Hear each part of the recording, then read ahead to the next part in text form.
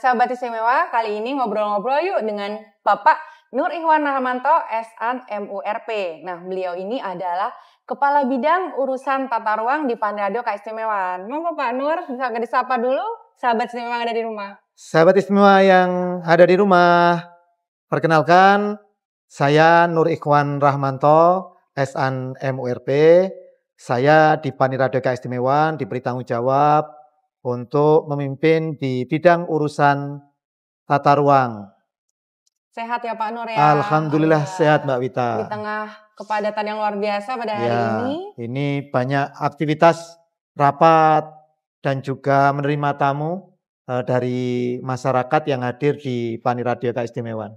Terutama menjelang akhir tahun ya Pak? Iya, menjelang akhir tahun banyak teman-teman yang datang ke kita untuk koordinasi, untuk konsultasi terkait dengan aktivitas kegiatan di urusan tata ruang, Mbak Wita. Baik. Pak, mungkin bisa diceritakan ke sahabat istimewa sebenarnya kegiatan terkait bidang urusan tata ruang itu seperti apa sih Pak, ruang lingkupnya? Makasih Mbak Wita.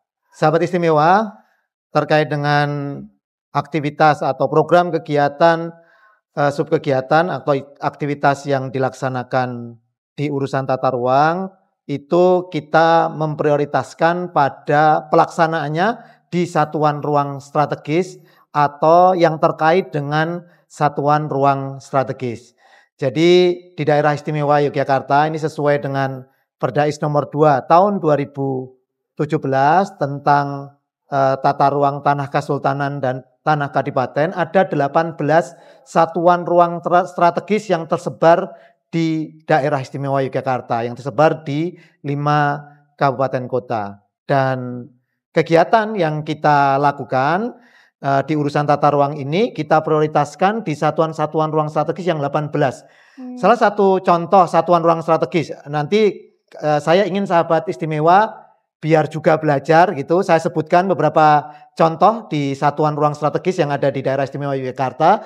Nanti sisanya sahabat istimewa bisa mencari sendiri di Perdais nomor 2 tahun 2017 dan juga nanti di Peraturan Gubernur nomor 9 tahun 2023 tentang strategi pengembangan wilayah. Nanti silahkan untuk dibaca-baca biar sahabat istimewa tahu tentang apa itu satuan ruang strategis Mbak Mita. Ini saya kasih contoh satuan ruang strategis yang ada di kota Yogyakarta. Misalnya ini ada yang beberapa saat yang lalu mendapatkan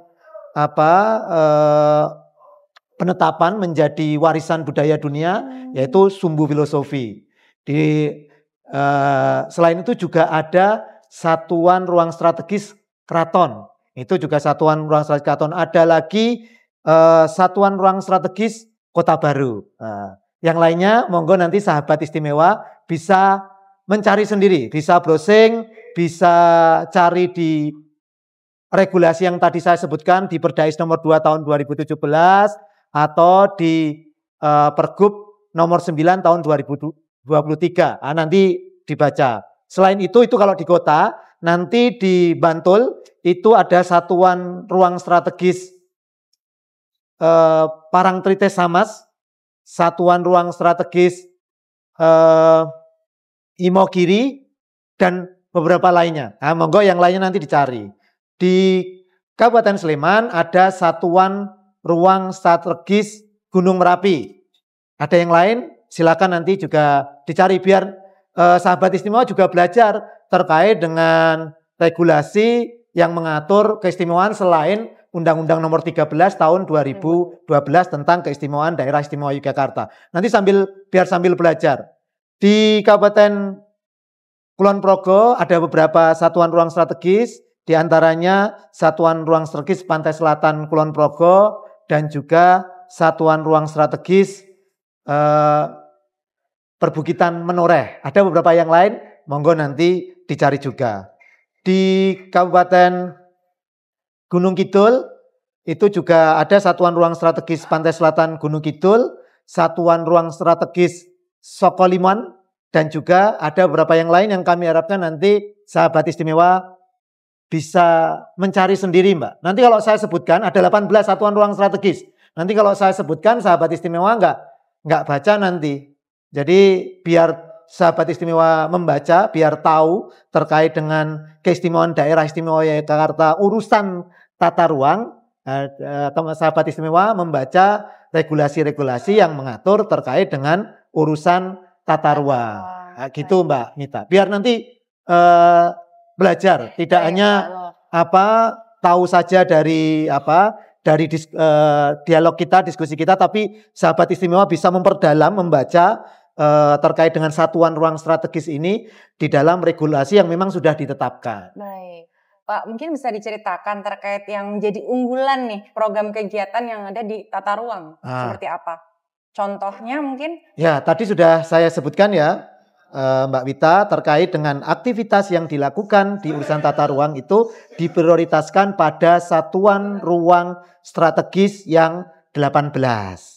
Ini tadi Mbak Wita menanyakan terkait dengan kegiatan-kegiatan unggulan yang kita lakukan di urusan tata ruang. Jadi ada beberapa kegiatan unggulan yang kita lakukan. Jadi di dalam urusan tata ruang itu kita bagi kegiatan itu menjadi empat kegiatan urusan tata ruang. Yang pertama terkait dengan perencanaan tata ruang. Yang kedua terkait pemanfaatan ruang. Yang ketiga terkait pengawasan, dan yang keempat terkait dengan sarana prasarana urusan tata ruang. Itu ada 4 kegiatan besar itu yang kita lakukan, dan nanti ada aktivitas di dalam kegiatan-kegiatan itu. Jadi tadi ditanyakan oleh Mbak Wita terkait dengan kegiatan-kegiatan yang unggulan, kegiatan-kegiatan yang setar di urusan tata ruang. Sahabat istimewa, kami sampaikan, jadi beberapa kegiatan unggulan yang ada di urusan tata ruang ini adalah terkait dengan pembangunan jalur jalan lintas selatan, Mbak Wita. Jadi jalan lintas selatan yang membentang dari Kulon Progo sampai dengan nanti Gunung Kidul, itu salah satu pembiayaannya melalui Danais urusan tata ruang. Jadi kita punya sharing beban antara Pemda DIY dengan pemerintah pusat. Jadi terkait dengan pengadaan lahan kita biayai melalui dana keistimewaan urusan tata ruang. Untuk pembangunannya dilakukan oleh pemerintah pusat untuk pembangunan fisiknya. Itu di jalur jalan lintas selatan. Itu yang sekarang ya sudah kurang lebih sekitar 70-80% jadi. Nanti kurang beberapa di ruas, misalnya di Kilo 18 dan juga di Bundaran Planjen itu belum selesai, ini masih dikebut untuk diselesaikan di tahun ini. Nah, itu di jalur jalan lintas selatan. Itu yang pertama. Yang kedua terkait dengan kita juga melakukan itu pengadaan lahan dan pembangunan di Prambanan, di ruas Prambanan Tawangalang Gading, Mbak. Jadi kita melakukan pembebasan lahan dan kita juga berbagi peran juga dengan pemerintah pusat. Kami di Pemda DIY melalui dana keistimewaan urusan tata ruang itu melakukan pengadaan lahan dan juga membiayai terkait dengan pembangunan di beberapa segmen. Nanti ada segmen yang itu dibangun oleh APBN melalui pemerintah pusat dan juga kita dibangun oleh Pemda DIY melalui dana keistimewaan urusan tata ruang. Kita juga sudah lakukan. Yang selanjutnya yang dekat dengan kantor kita, Mbak Wita, penataan Malioboro. Oh iya benar. Penataan Malioboro itu juga dibiayai melalui dana keistimewaan, sehingga sahabat istimewa kalau jalan-jalan di Malioboro tidak di Malioboro saja, mungkin sepanjang Sumbulu Sofi itu dibiayai melalui dana keistimewaan. Sehingga ketika sahabat istimewa datang ke situ bisa, saat sekarang ini sahabat istimewa lihat bisa Instagramable. Jadi kalau foto-foto bisa diupload di Instagram karena sangat tertata. Juga di ruas-ruas jalan yang menuju Malioboro, misalnya Jalan Ahmad Dahlan. Ini kita juga bangun.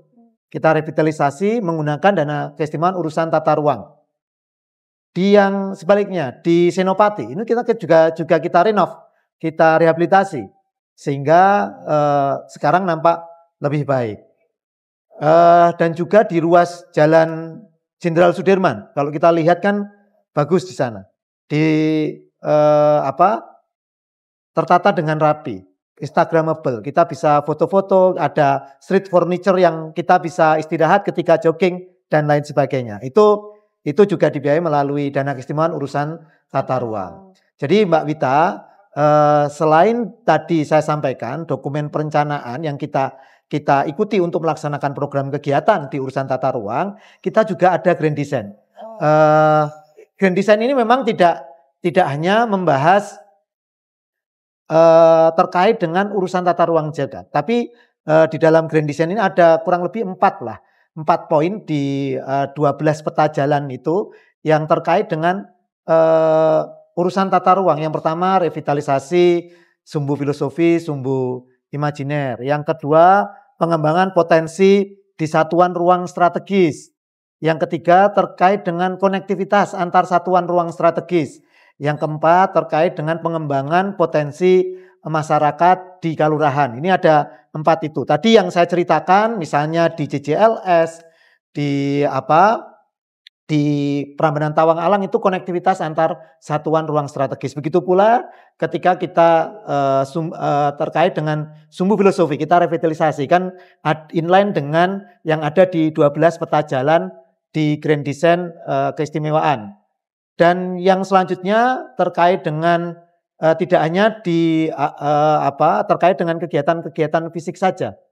Kita juga terkait dengan low emission zone di kawasan sumbu filosofi ini, kita juga mengadakan bus listrik yang nanti akan rutenya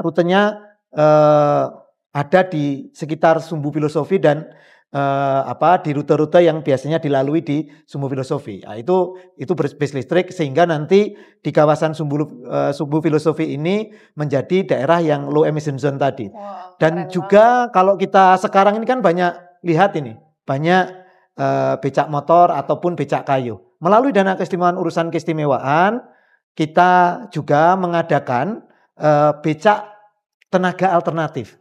Jadi becak ini tenaga alternatif masih becak kayu, tapi diberikan tenaga lain, tenaga alternatif yaitu tenaga listrik. Sehingga nanti bapak pengayuh becak ini tidak berat lagi, ringan. Tapi juga tidak melanggar regulasi gitu. Karena dia masih tetap becak tradisional, becak kayu, tapi diberikan tenaga tambahan. Ini kita sudah dari 2023 sampai dengan 2024 ini kita sudah mengadakan becak listrik itu Mbak Wita. Dan diharapkan ketika semuanya beroperasi ya di wilayah sumbu filosofi ini dan sekitarnya nanti juga akan menjadi daerah yang tadi yang saya sebutkan low emission zone. Jadi rendah emisi itu kan kita harapkan. Jadi kalau teman-teman sahabat istimewa baik yang di daerah istimewa Yogyakarta maupun yang ada di luar DIY, nanti kalau datang di sumbu filosofi itu udaranya semakin seger Mbak Wita. Jadi semakin seger, semakin nyaman saja. Jadi di sumbu filosofi ini. Selain itu kita juga membangun halte-halte yang sesuai dengan satuan ruang strategisnya Mbak Wita. Misalnya kita di satuan ruang strategis Kota Baru, kita bangun halte yang yang desainnya itu dengan desain indis, Mbak. Nanti kalau di kawasan yang lain misalnya satuan ruang strategis keraton, kita tradisional Jawa. Sehingga nanti penumpang Trans Jogja ini akan menikmati bahwa daerah istimewa Yogyakarta ini bangunan-bangunannya berciri khas satuan ruang strategis. Jadi ketika misalnya di Kota Baru karena memang di sana dominan indis, nanti bangunannya indis. Selaras jadi bangunan haltenya dengan bangunan lingkungan dan sekitarnya selaras. Begitu pula di keraton nanti selaras dengan bangunan yang ada di satuan ruang strategis keraton. Selain itu kita juga melaksanakan kegiatan ini yang sifatnya pengembangan potensi wilayah tadi Mbak. Jadi misalnya di satuan ruang strategis perbukitan Menoreh. Itu kan di sana pertanian, yang dominan pertanian gitu. Menoreh misalnya di sekitar Kalibawang menjadi bagian dari satuan ruang strategis perbukitan Menoreh itu kan durian. Wow. Kita coba kembangkan durian lokal sana, Menoreh kuning misalnya. Kita coba kembangkan bagaimana masyarakat kita minta untuk membudidayakan durian. Kalau misalnya ada varietas-varietas lokal lain, kita coba kembangkan juga di kawasan satuan ruang strategis perbukitan Menoreh. Begitu pula terkait dengan pariwisatanya. Di sana ada banyak destinasi wisata di satuan ruang strategis perbukitan Menoreh. Misalnya Embung Tonegoro misalnya. Nah, kita coba kembangkan dengan event-event wisata yang ada di sana. Begitu pula misalnya di satuan ruang strategis khas Gunung Sewung Langeran. Nah, ini kan Gunung Api Purba. Di sana saat sekarang potensinya terkait dengan kakao, terkait dengan coklat. Nah, kita coba kembangkan juga di sana, Mbak Wita. Selain dengan pariwisatanya, ada event-event juga yang menjadi unggulan, misalnya di satuan khas Gunung Sewu, Gunung Api Purba Langeran itu misalnya terkait dengan Qnext Spekta itu, yang itu sudah menjadi kalender event nasional juga. Nah, ini banyak hal yang sudah kita lakukan di urusan tata ruang ini. Jadi pembiayaan yang kita lakukan, kita coba untuk mencapai tujuan keistimewaan yang seringkali ditanyakan kepada kita, yaitu kesejahteraan masyarakat. Diharapkan dengan aktivitas-aktivitas yang kita lakukan melalui dana keistimewaan urusan tata ruang ini, kesejahteraan masyarakat akan semakin meningkat. Sebenarnya masih banyak yang lain, Mbak Wita. Tapi nanti waktunya nanti sahabat istimewa monggo dilihat Paniradio Keistimewaan itu punya dua media sosial YouTube, ada di Paniradio Keistimewaan dan juga ada di Regol Bergodo Trengginas. Monggo bisa dilihat, bisa subscribe dan juga nanti komen atau bertanya nggak apa-apa nanti. Kami dengan Mbak Wita ini yang ngurusin media sosialnya Paniradio Keistimewaan. Nanti pasti pertanyaan-pertanyaan akan disampaikan pada kita dan kita akan menjawab dengan senang hati. Kalau misalnya perlu konsultasi ke Paniradio dengan tangan terbuka akan kami terima dan nanti kita bisa diskusi.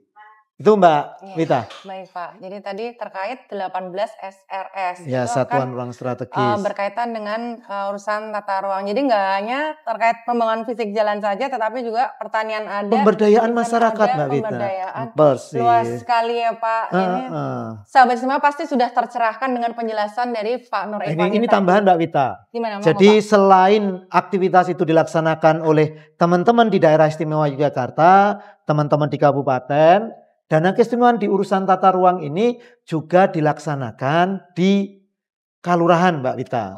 Jadi melalui program PKK, Bantuan Keuangan Khusus Kekelurahan Kawasan Terpadu, kita mengalokasikan dana keistimewaan urusan tata ruang untuk pembangunan di kelurahan. Jadi ada beberapa, nanti mungkin saya sebutkan, misalnya di Sri Gading, ini membangun sport center dan juga terkait dengan permainan anak-anak dan juga destinasi wisata air di sana. Ada kano, ada sport center, lapangan-lapangan untuk olahraga, ada UMKM, sudah bisa diakses kayaknya.